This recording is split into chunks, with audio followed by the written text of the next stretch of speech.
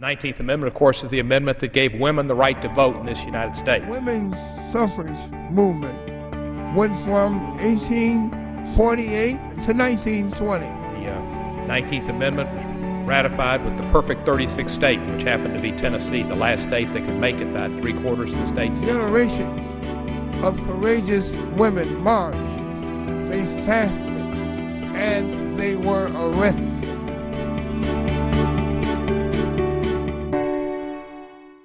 How early did American feminism start to appear?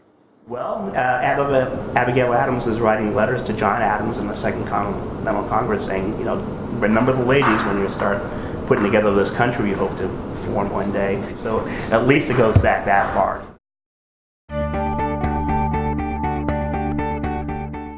Elizabeth Stanton, Lucretia Mott, Martha Wright, Marianne McClintock, and Jane Hunt held the first Women's Rights Convention in Seneca Falls, New York. When they held a convention in 1848 and when they had subsequent conventions in the decade after that, they weren't just talking about the right to vote. It wasn't until after the Civil War that the focus of women's rights became narrowed to the right to suffrage. The women's rights movement picked up steam as it attracted attention from the media. Many joined the movement, and many more conventions occurred. However, many more scoffed and scorned such a ludicrous idea. It was a concept that went against everything that society had taught for generations. After she met Stanton at a women's rights convention, Susan B. Anthony joined the cause as well. Together, they would make a significant step towards women's rights. How did the Civil War affect the women's rights effort? The women's rights movement really comes directly out of the anti-slavery movement. And so they worked for a Northern victory and an abolishment of slavery. In turn, they expect that in time they would receive their rights, their due rights as women. That didn't happen. At the end of the Civil War, the 13th Amendment was passed that ended slavery. The 14th and 15th Amendments were established that gave citizenship to former slaves and established their civil rights, but nothing was done for the women. So the women supported the North did not support the women in the end. In 1872, Anthony voted. She argued the 14th Amendment enabled her to vote. She was later jailed and her trial received national attention. Despite her logical defense, she was charged with illegal voting. If she had won, women would have been able to vote under the 14th Amendment. The 14th Amendment did not only not include the women, but it specifically excluded them. The word men appear in the Constitution, but the women argued that it referred to people as a species. But in the 14th Amendment, the word male appears, which undeniably refers to the gender. Well, the women's movement was largely diverse, and they didn't have a unified voice. They didn't work together. There were differing opinions and different personalities. Susan B. Anthony and Elizabeth Stanton formed the National Women's Suffrage Association, whose strategy was to attain women's suffrage through an amendment to the federal Constitution. Henry Blackwell and Lucy Stone formed the American Women's Suffrage Association, whose strategy was to attain women's suffrage through amendments to individual state constitutions. December 10, 1869, Wyoming became the first territory to pass a women's suffrage law, which would be followed by 16 other states and territories in the next 49 years.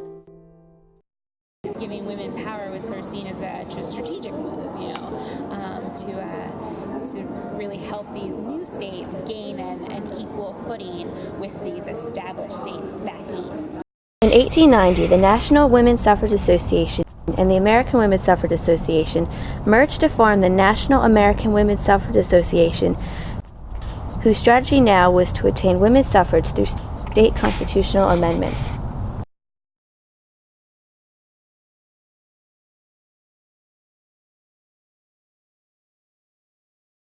Susan B. Anthony was tireless in promoting women's rights and women's suffrage, but she never managed really to get it on the agenda in Washington. And Alice Paul came along and arranged the first really big demonstration.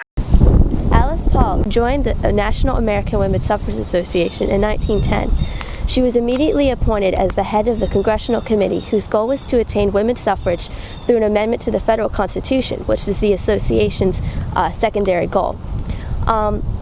So in 1913, despite little funding, She executed one of the most famous women's suffrage marches, which was held on the day of President Woodrow Wilson's inauguration. She organized a parade of 30,000 women marching on Pennsylvania Avenue. Woodrow Wilson, who was arriving to be inaugurated, wondered where the crowds were to greet him when he arrived by train at Union Station, and he was told that they were over on the avenue looking at the ladies.